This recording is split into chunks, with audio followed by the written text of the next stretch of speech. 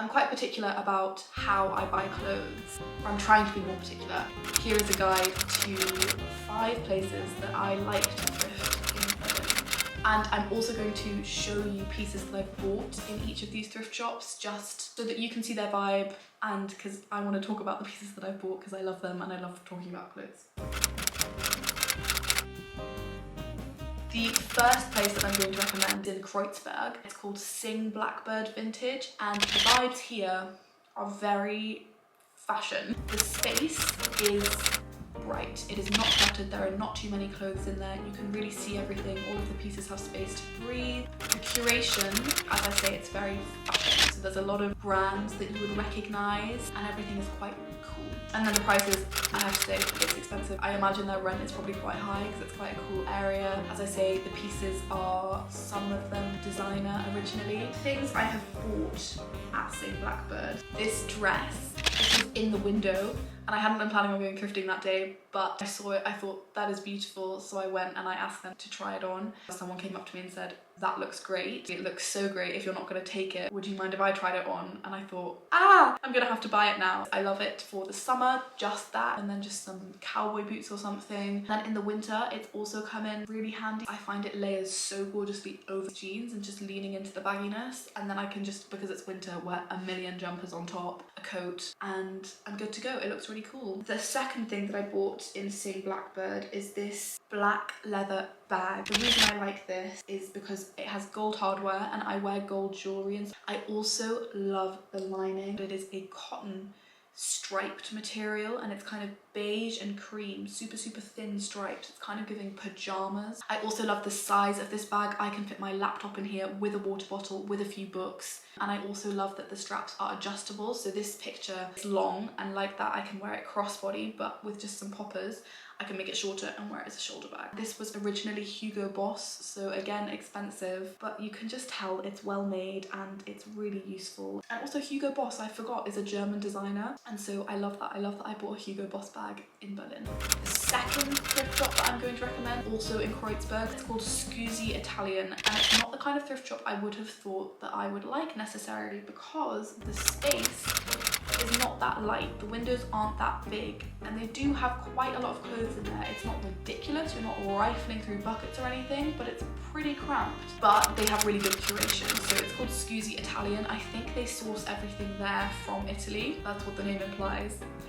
And they have a great selection of, for example, Italian leather boots. One time I went in wearing a coat that I had bought from them in the past, and they noticed, so you can tell that they really pay attention to their curation. And prices, again, because it's quite heavily curated and it's in Kreuzberg, it's relatively quite expensive. I got this cropped lemon yellow LSE bomber / puffer jacket. It has a bubblegum pink lining as well, and I've been loving wearing this with my blue jeans and then switching up headscarves. So I have a few headscarves. I have some colourful headscarves which really lean into the blue colour, but equally I have a very plain, the same colour as my hair, really just brown cashmere scarf, which also goes with it very well and kind of tones the whole thing down.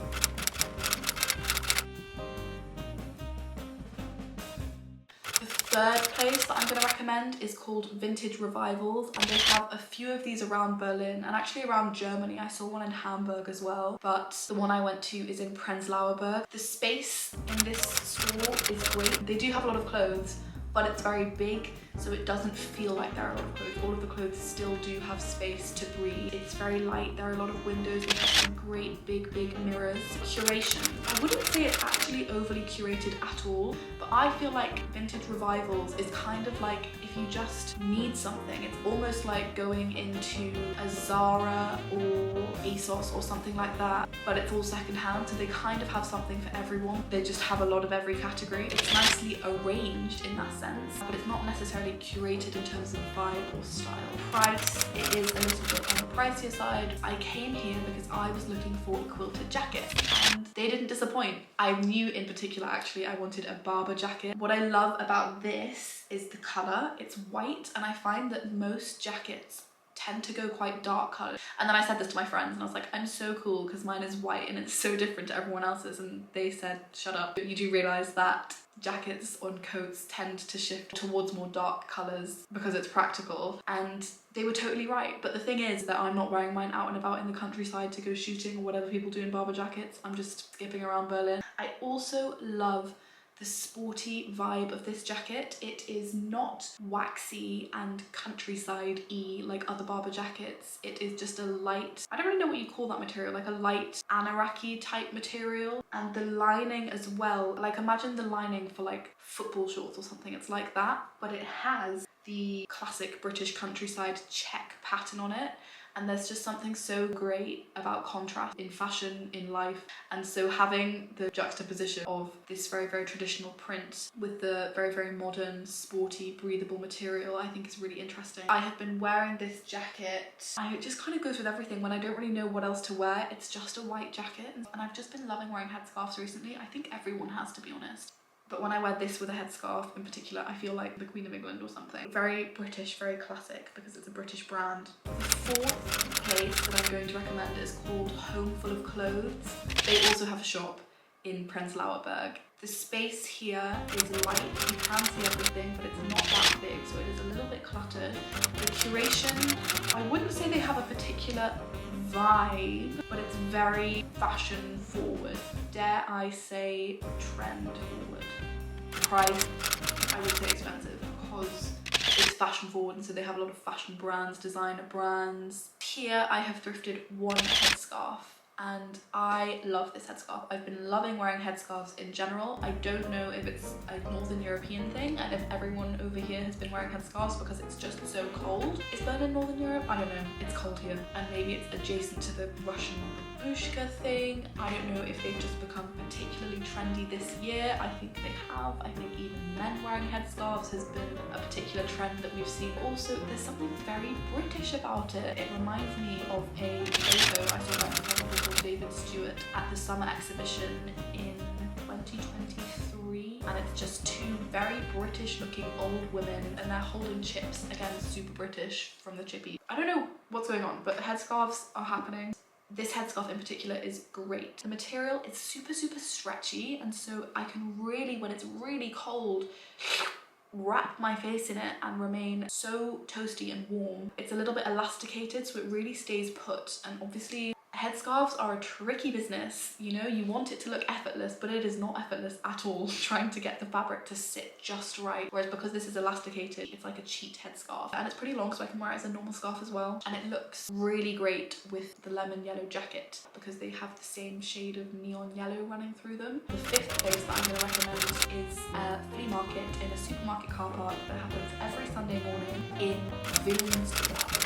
So you need to get the train out there, you need to be prepared to spend the full morning there, but it is so worth it. I suppose the criteria with a flea market is a little bit different to the criteria for a store. However, the space of this thrift market is contained because it's in a car park. You walk around in a circle and then you're done, which is really nice, not as overwhelming as the other flea markets whose spaces are too big and they go on for too long. The curation is fabulous because it's a little bit further out. I think it's less aimed towards tourists and there are less stalls selling tat, to be honest. And finally, the prices. It's a flea market, it's not a thrift store, and so the prices are fabulous. It's true second-hand pricing. You can haggle, you can barter. It's possible to get some really nice, good quality things for not much money. And I know that price is all relative, but when I say not much money, for example, you could get a wool jumper for €5, or you could get some leather boots for €10. This jumper doesn't look like much on the hanger, but I think sometimes you need things that don't look like much on the hanger because it means they go with everything in your wardrobe. It's not quite black, it's more of a charcoal grey, but it has the versatility of black without the harshness. And the neck is really interesting. It's not quite a turtleneck, or it's a loose mock neck, and it's cashmere and it just falls beautifully. There are a few holes in it, but it was secondhand and I wear this every day. Like, actually, I wear this every day. This cowhide bag. I have been saying all year I want something cowhide. I was looking at cow print silk slip dresses, but then I saw this bag. Actually, having a bag that is made out of real cowhide is obviously a better way of kind of scratching the cowhide itch than buying a dress with a cowhide print. In general, you want things to just be real and not have the confusion between the material, what it really is and what it's trying to be. I don't feel bad about buying it in terms of animals and leather, etc., because it was secondhand. It's really well made. Even the strap is furry with cowhide. It just flaps over, it has a popper, and it's deceivingly big, to be honest. If I really want to wear that cowhide bag, I can fit my laptop in there. There's something really nice about this cowhide bag. There's a red tag on it.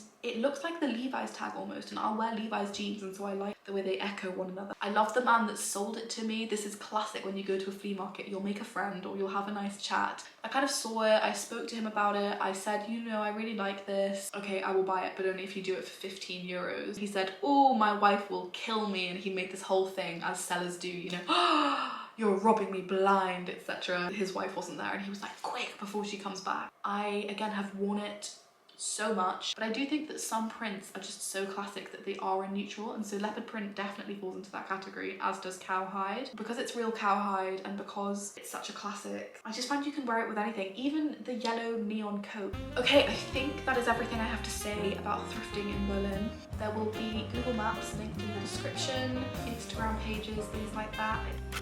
Happy thrifting!